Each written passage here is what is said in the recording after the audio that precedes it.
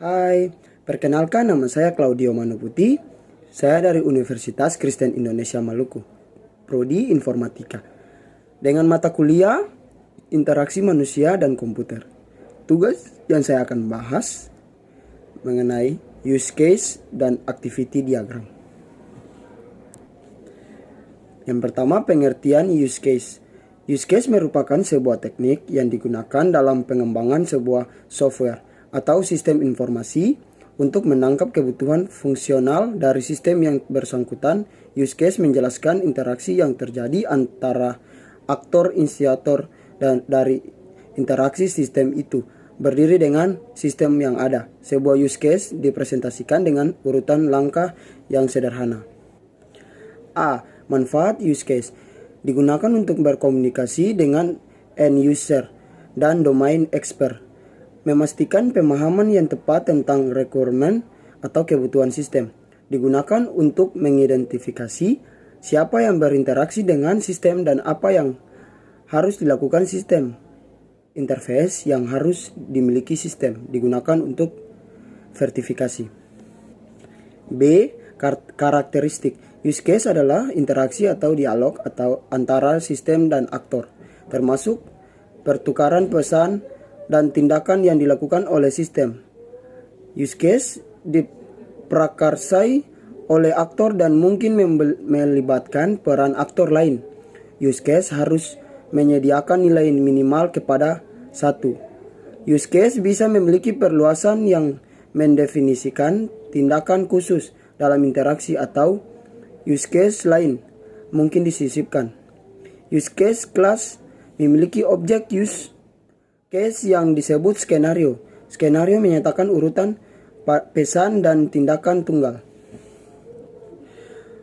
Komponen use case. Use case memiliki beberapa komponen. Yang pertama, aktor. Aktor menggambarkan seseorang yang berinteraksi dengan sistem, di mana hanya bisa menginputkan informasi dan menerima informasi dan sistem dan tidak memegang kendali pada use case. Yang kedua, use case gambarkan fungsional sistem yang akan dibuat agar pengguna lebih mengerti penggunaan sistem. C. Relasi dalam use case. Ada beberapa relasi yang terdapat pada use case diagram. Yang pertama, association, menghubungkan link antar elemen. Yang kedua, generation, sebuah elemen yang menjadi spesialisasi dari elemen yang lain. Yang ketiga, dependensi, sebuah elemen yang bergantung beberapa cara kepada elemen lainnya. Yang terakhir, aggregation, bentuk association yang dimana sebuah elemen berisi elemen lainnya. Ada tipe relasi atau stereotipe yang mungkin terjadi pada use case diagram.